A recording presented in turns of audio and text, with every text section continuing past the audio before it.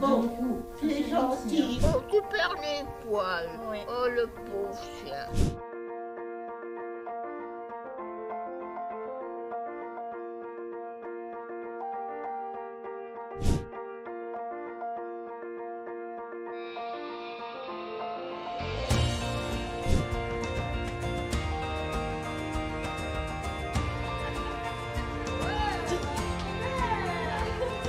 Comment allez-vous, Monsieur Weil? Bon, ça va. J'aime bien les animaux, alors je suis content.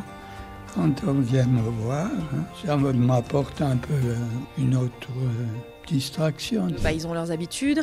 Monsieur Weil, il donne des petits surnoms aux animaux. Il les reconnaît. Il va se rappeler d'un animal qui n'est pas là.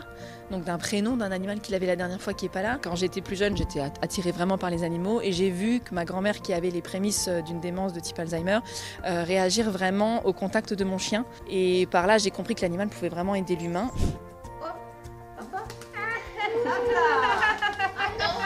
En fait, c'est des moments qui vont être tout simples, tout bêtes. Mais derrière, on travaille la mémoire. La dame, elle s'est souvenue qu'elle avait des pigeons quand elle était plus jeune. Alors, les détails sont pas là. Est-ce que c'était son oncle? Est-ce que c'était sa grand-mère? On n'en sait rien, mais il y a une réminiscence. Il y a un travail de la motricité. Elle a quand même soutenu son bras, alors que le pigeon n'est pas forcément très léger. Il y a tout un travail dont on ne se rend pas compte. Et en fait, la personne est tellement happée par l'animal qu'elle va le faire sans s'en rendre compte. C'est vraiment une source de motivation. Au printemps, qu'est-ce qu'ils font les animaux? Ils perdent les poils, Madame Ah, Chaudet. il perd les poils. Ça n'arrête pas. Oh, tu perds les poils. Oui. Oh, le pauvre chien. On va avoir le cognitif, on va avoir le verbal, stimulation du langage. On va avoir aussi la motricité, de lancer, d'aller se promener, donc du coup de sortir de la chambre, de rompre l'isolement de la chambre, de descendre jusqu'au jardin pour aller promener. Ça peut être tout en fait. En fait, ce que je dis souvent, c'est qu'un travail avec un kinésithérapeute, c'est important.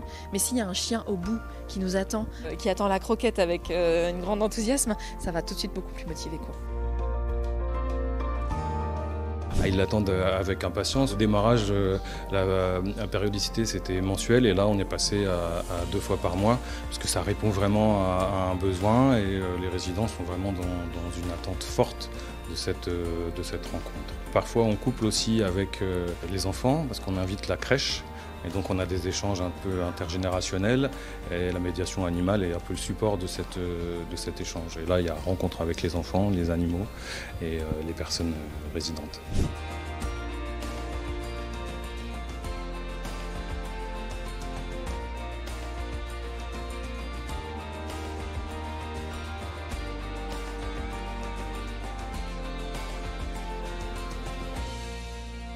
Tu te rends compte, tu vas passer à la télé.